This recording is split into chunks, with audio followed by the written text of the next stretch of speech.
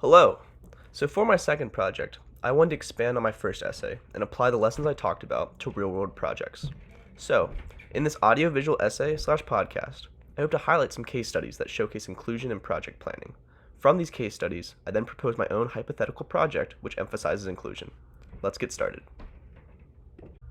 Before I engage in some case studies, I wanted to preface my podcast with some findings from readings from the class.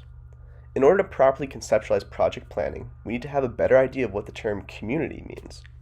The Anya Doho article was especially helpful in recognizing the broad stroke and reductionist nature of my usage of special needs community.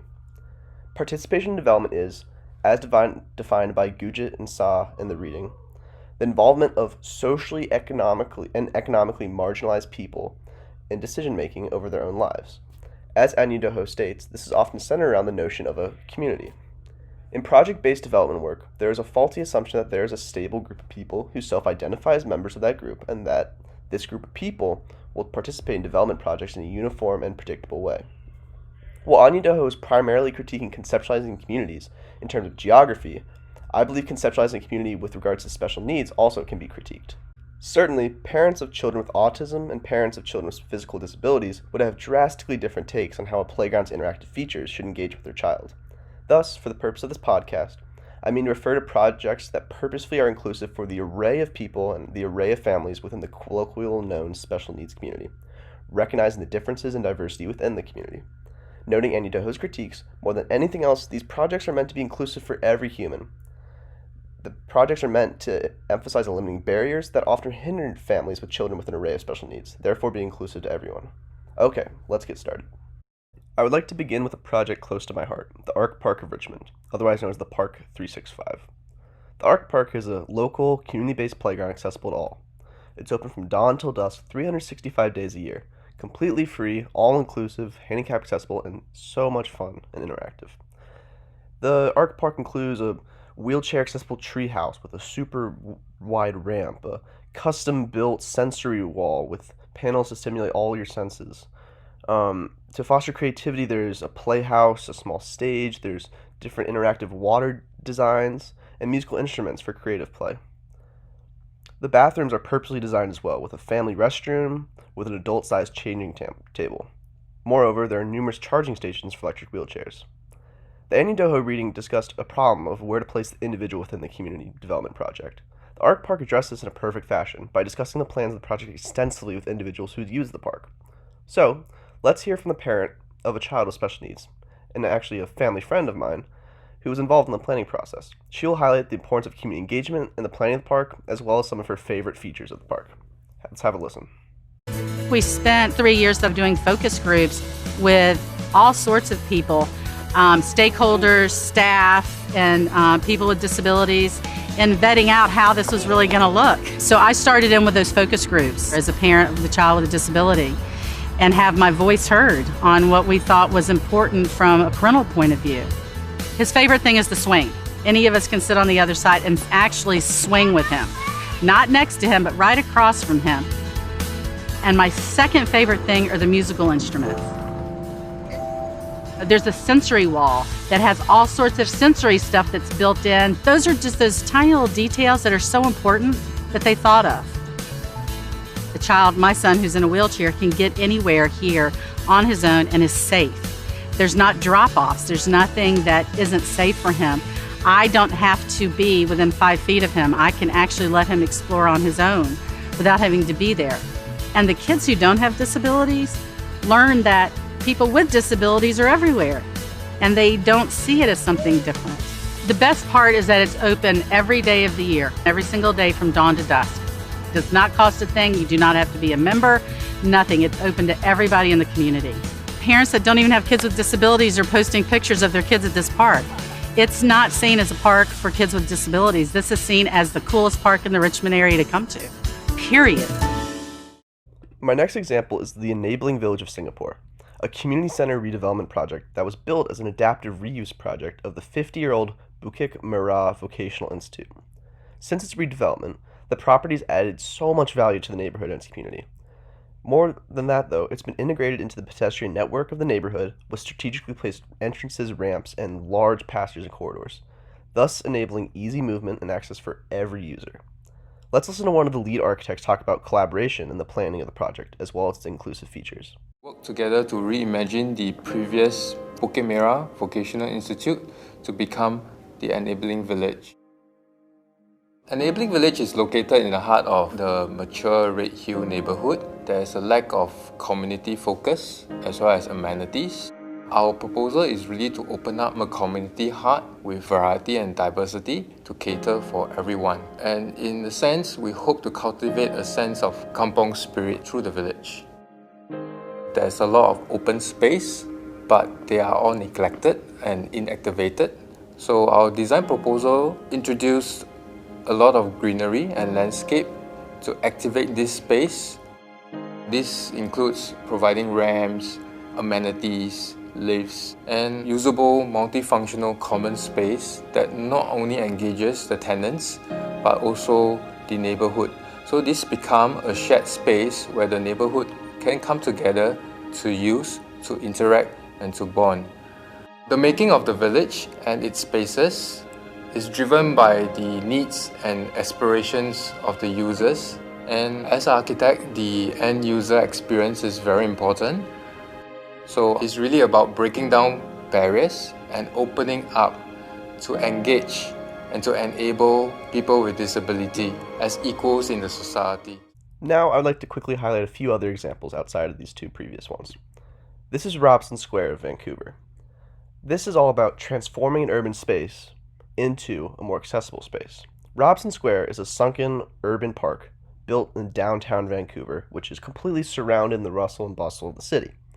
The Robson Square is a one-of-a-kind urban space that is purposely now designed to leave nobody out. It has accessible ramps that are seamlessly built into the staircases, and therefore offering a very quiet, safe haven from the busyness of Vancouver. The space is easy and flexible to access for everyone. Moreover, the use of waterfalls and trees and foliage everywhere just offers a great respite for anyone, no matter what your ability, from the greater city life. Musholm is a sports venue, conference center, and hotel in Denmark. This holiday and sports center retreat has been designed to cater to people with disabilities, as seen in the pictures. It includes large halls, it includes holiday homes, massive indoor facilities to sponsor power soccer games, as seen in the picture. And the building comes out of this serene landscape within Denmark, thus enhancing the user experience. And in 2016, the center won an award for being the world's most socially inclusive place. Regent Park historically, and to this day, is known for being home to a low-income group within Toronto, and is known in the city for its crime, poor health outcomes, and poverty, unfortunately. However, after the establishment of this aquatic center, the value of the locality increased, and it's now one of the city's most beloved community centers, drawing people from all across Toronto. It's huge, and it's designed to be a safe space for all kinds of people, catering to all classes, income levels, and abilities. The openness and visual connectivity of the design make it a safe space for vulnerable groups of people. For example, the changing rooms here are not separated. There are common changing rooms for men and women with private cubicles, thus enhancing a feeling of ease and belonging for anyone. Spacious walkways and glass walls are purposely designed for individuals with disabilities or certain sensitivities, and the pool is handicap accessible, including numerous interactive features. In Moss's reading, Cultivating Development, an Ethnography of Aid Policy and Practice, Moss states that the ethnographic question we should be asking is not whether, but how development projects should work. We should ask not whether a project succeeds, but how success is produced. Whether it be a community park, redesigning a space, transforming an urban center, or designing a project in a historically marginalized and patronized area, as I've been talking about this entire podcast, inclusive project planning can be a huge benefit for those within the special needs community and for the rest of the community. And this collaboration focuses on how success is produced for the special needs community, a group whose society historically has limited avenues towards success. Now, I would like to talk about my own idea for an inclusive project plan, taking into account Moss and Idaho and all the examples I've talked about. I was on page 221 of Americana, reading Blaine and Infemelu flirt. Blaine was asking Infemelu if she had ever been to Connecticut. She responds, saying how she's gone to the malls in Stamford and Clinton. Blaine responds by saying how malls are soulless and bland, and for some reason, after this quote, I came up with a potential idea for a project for this presentation. Well, Infemelu states that she found comfort in the sameness of malls with the exact same shops and all of them. I'd want to critique the American mall some more. The American Mall is a symbol of wealth, white, suburban America. While a pillar of community engagement in the 80s, today, youth rarely go to malls for the communal aspect.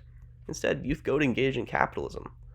I wish to create a project to bring back the communal aspect of malls, this time accessible for everyone. So, in conceptualizing a new project, I want to highlight the most important parts from all the examples I brought up.